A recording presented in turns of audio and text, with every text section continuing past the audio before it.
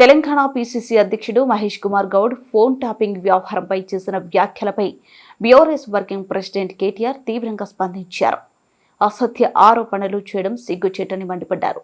నిరాధార ఆరోపణలు చేసిన మహేష్ కుమార్ గౌడ్ బేషరతుగా క్షమాపణ చెప్పాలని డిమాండ్ చేశారు. ఆయనకు లీగల్ నోటీసులు కూడా పంపించినట్లు తెలిపారు. కేటీఆర్ వ్యాఖ్యల ప్రకారం అధికారంలోకి వచ్చిన తర్వాత హామీలను అమలు చేయడంలో విఫలమైన కాంగ్రెస్ ప్రభుత్వం దాన్ని దాచిపెట్టేందుకు ఫోన్ ట్యాపింగ్ వ్యవహారాన్ని తెరపైకి తెస్తుందన్నారు. ప్రజల్లో గందరగోళం రేపేందుకు ఈ కుట్రను ప్రణాళికాబద్ధంగా ఆడుతున్నారని ఆరోపించారు. కేసులు వస్తే విచారణకు హాజరై సహకరిస్తున్నాం. తాము చట్టాలను గౌరవించే వ్యక్తులమని అక్రమంగా పెట్టిన కేసుల విచారణకు కూడా హాజరవుతూ సహకరిస్తున్నామన్నారు కేటీఆర్. కానీ బీఆర్ఎస్ నాయకులపై ఈ రకమైన దిగజారుడు వ్యాఖ్యలు చేయడం అసహనానికి గురి చేస్తుందని స్పష్టం చేశారు.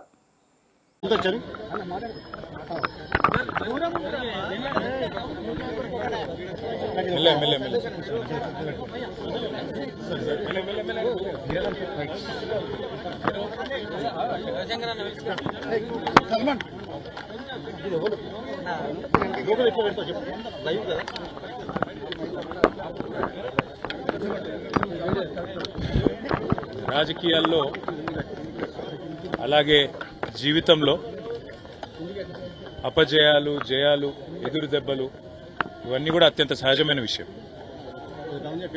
దురదృష్టం ఏమంటే ఇవాళ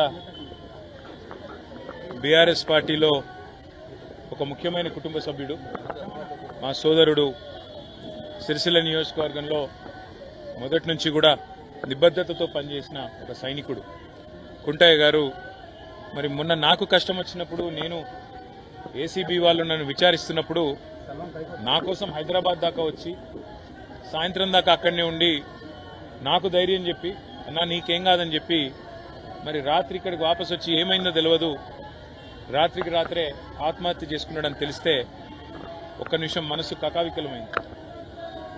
వారి కుటుంబాన్ని ఈరోజు కలిసిన తర్వాత నిజంగా కూడా బయట రాజకీయ నాయకులంటే ఏదేదో ఊహించుకుంటారు, కానీ బయటికి ఎంత గంభీరంగా కనబడ్డా లోపల దుఃఖాన్ని దాచుకొని లోపల కష్టాన్ని కూడా అదిం పెట్టుకొని ఒకవైపు ప్రజల కోసం పనిచేస్తూ మరొక వైపు తమ కుటుంబాన్ని కూడా కాపాడుకునే క్రమంలో ఒక ఒత్తిడికి లోనై మా సోదరుడు దురదృష్టవశాత్తు ఆత్మహత్య ప్రయత్నం చేయడం జరిగింది. తెలవంగానే నేను మా మండల పార్టీ అధ్యక్షులు గజబింకర్ రాజన్న గారికి, మా జిల్లా పార్టీ అధ్యక్షులు తోటాగయ్య గారికి ఫోన్ చేసి అర్జెంటుగా అత్యవసరంగా అవసరమైతే హైదరాబాద్ షిఫ్ట్ చేస్తారా, లేకపోతే ఎల్లారెడ్డిపేటలో ఉండే మన అశ్విని హాస్పిటల్ తీసుకుపోయి, ఎందుకంటే అక్కడ పాయిజన్ కేసులు ఎఫెక్టివ్గా ట్రీట్మెంట్ ఇస్తారని తెలుసు, మీరు వెంటనే తీసుకుపోండి అంటే వాళ్ళు కూడా పాపం శాయశక్తుల ప్రయత్నం చేసింది.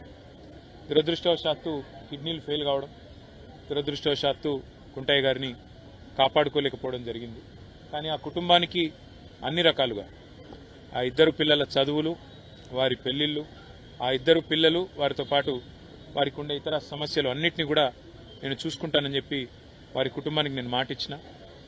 ఒక ఎమ్మెల్యే గారు పోతే ఆ కుటుంబానికి ఎట్లా అండగా ఉన్నామో ఈరోజు మా కుంటయ్య గారికి కూడా, ఆ కుటుంబానికి కూడా అదే స్థాయిలో, పూర్తి స్థాయిలో అండగా ఉంటాం.